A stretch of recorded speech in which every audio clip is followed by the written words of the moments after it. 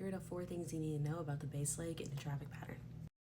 Number 1, this is called the transitional part of the traffic pattern where you are going from your downwind from base going into final. So this is a transition period of our descent. You need to be aware of how strong the winds are on your downwind going from base to final because you want to be a sufficient amount of distance away from the runway for your final approach. You don't want to be crazy out and have an extended downwind because you didn't take into consideration the wind.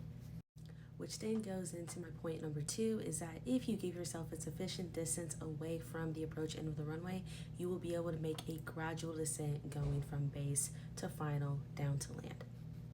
The third thing you need to know is that the ground track of your airplane needs to be perpendicular to the approach end of the runway. What I mean by that is you want to make a T. Like I said, you want to make a T on base and you want to make a T shape on your crosswind as well.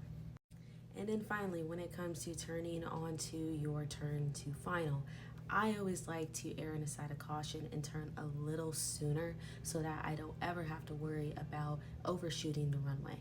So however you want to do this is all about kind of personal preference and knowing when to actually start.